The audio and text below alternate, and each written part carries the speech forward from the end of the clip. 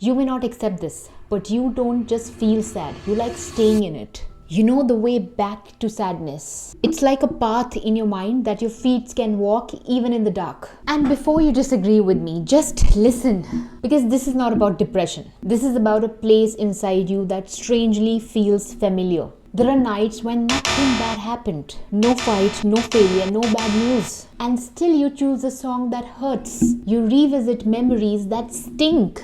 You sit in thoughts that slowly pull you down. No one pushes you there. You go there on your own. And then you say, I don't know why I've been feeling low lately. You just don't want to admit that this emotional place feels known to you. Sadness has become like an old room in your house. You may not like the room, but you know exactly where everything is kept inside it. And the mind prefers a familiar field over an unknown open field, even if the field is healthier, because your nervous system trusts what it has practiced. If your past had neglect, comparison, emotional instability, rejection, then chaos feels normal and calm feels suspicious. So whenever life becomes slightly peaceful, you feel uneasy, almost like something is missing. So you think of something, remember something, feel something, just to return to the emotional state that you understand. You don't love sadness, but you understand it. And understanding feels safer than healing. You think sadness makes you weak, but actually sadness protects you. When you are sad, expectations reduce from others as well as from yourself. You can delay things, avoid things, escape things. Sadness becomes a soft excuse that no one questions, including you. And because this happens slowly, you don't notice the pattern. It feels like a mood, but moods don't repeat like this without a reason. This is rehearsal. You are rehearsing sadness so often that it starts feeling like personality. You say things like, I'm just emotional, I feel deeply, I am very sensitive. But feeling deeply and sitting still inside feelings are different. You are not processing emotions, you're settling inside them. Like sitting in a parked car with the engine off, pretending that you're traveling. You sit in feelings long enough that action never happens. And sadness keeps you occupied enough to avoid the real work of changing your life.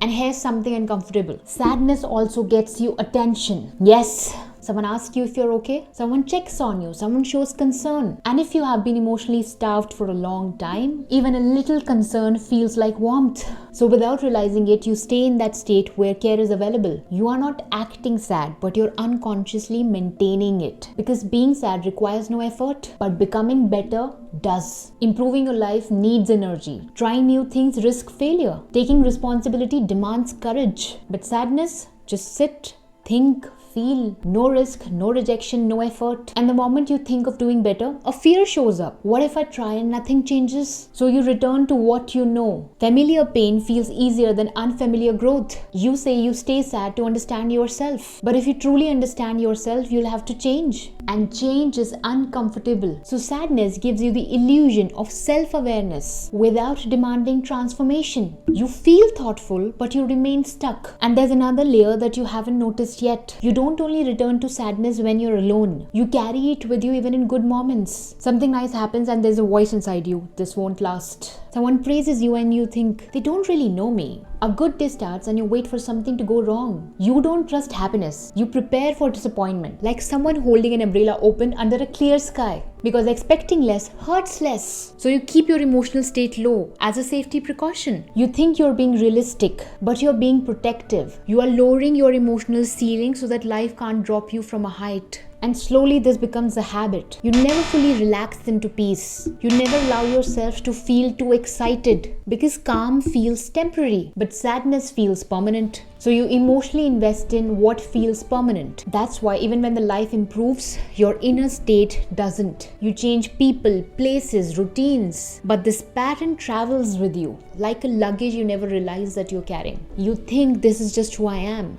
But no, this is what you have practiced the most. And what you practice, you become. You have practiced returning to sadness so often that your mind automatically reaches there. Like fingers typing a password without looking. And the scariest part is, you don't even notice when you're doing it. You just call it one of those days. But those days are happening too frequently to be random. This is not personality. This is conditioning. And conditioning can be reversed, but only when you stop calling it who you are. Now listen carefully. You don't always need to understand your feelings. Sometimes you need to interrupt them. The mind doesn't always need analysis. It needs movement. So stand up, change rooms, do something physical. Start a task. Clarity often follows action. When you feel low, you want to isolate, but that's the trap. At that moment, you don't need sympathy. You need structure. Fixed sleep, fixed routine, fixed tasks. Your emotions can fluctuate, but your system should not. Don't treat sadness like an enemy, but don't treat it like home either. Treat it like a signal,